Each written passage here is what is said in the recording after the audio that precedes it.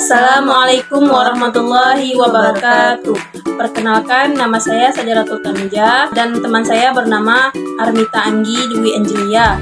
Yang kami hormati Bapak Haji Ramadan MED PhD sebagai dosen pembimbing mata kuliah pengembangan instrumen tes. Baik, di sini kami akan menjawab beberapa pertanyaan dari teman-teman. Pertanyaan yang pertama dari saudari Sartina Ayu. Pertanyaannya itu, kesalahan apa saja dalam pembuatan tes tertulis? Jadi, kesalahan dalam pembuatan tes tertulis itu ada 3. Yang pertama itu kesalahan konseptual. Kesalahan konseptual ini terkait dengan materi yang diujikan. Yang kedua, kesalahan bahasa. Kesalahan bahasa ini adalah kesalahan yang terkait dengan penggunaan bahasa dalam suatu soal. Yang ketiga, kesalahan keterkaitan soal. Kesalahan ini terkait dengan hubungan antara soal dan materi yang akan diujikan. Baik, pertanyaan yang kedua akan dijawab oleh saudari Armita Anggi Dwi Angelia. Saya akan menjawab pertanyaan dari Elvi Alufia, yang mana pertanyaannya itu apa yang perlu diperhatikan dalam menyusun tes tertulis. Di sini ada 10 yang harus kita perhatikan dalam menyusun tes tertulis. Yang pertama itu ada menentukan tujuan tes, kemudian menyusun kisi-kisi tes, kemudian menulis soal yang berkualitas, kemudian yang keempat memilih format tes yang tepat, kemudian yang kelima meninjau dan memperbaiki soal, kemudian yang keenam itu ada melakukan uji coba tes, kemudian yang ketujuh itu menyusun pedoman penilaian, kemudian yang kedelapan melaksanakan tes dengan baik, kemudian yang ke-9 menganalisis hasil tes, kemudian yang terakhir itu ada menjaga keamanan dan kerahasiaan tes. Baik, yang pertanyaan ketiga akan dilanjutkan oleh Sajaratul Tanija. Baik, saya akan menjawab pertanyaan dari saudari Indah Firahmatia. Pertanyaannya, apa saja hambatan dalam menyusun tes tertulis? Jadi, hambatan dalam menyusun tes tertulis itu ada 10.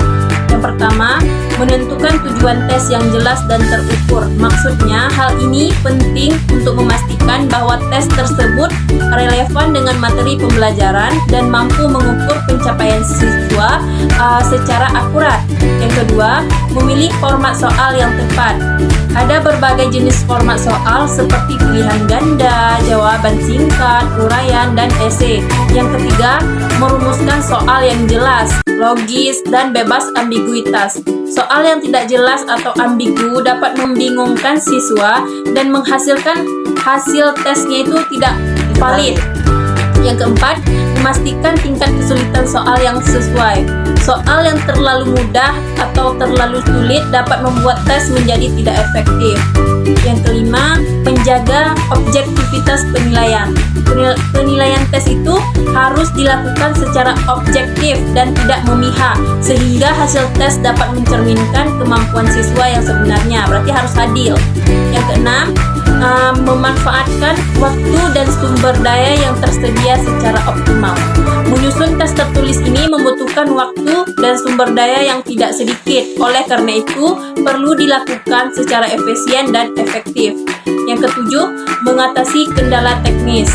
Kendala teknis seperti keterbatasan alat tulis atau ruang ujian yang tidak memadai dapat mengganggu pelaksanaan tes dan menghasilkan hasil tes yang tidak valid. Yang kedelapan, memastikan keamanan dan kerahasiaan tes.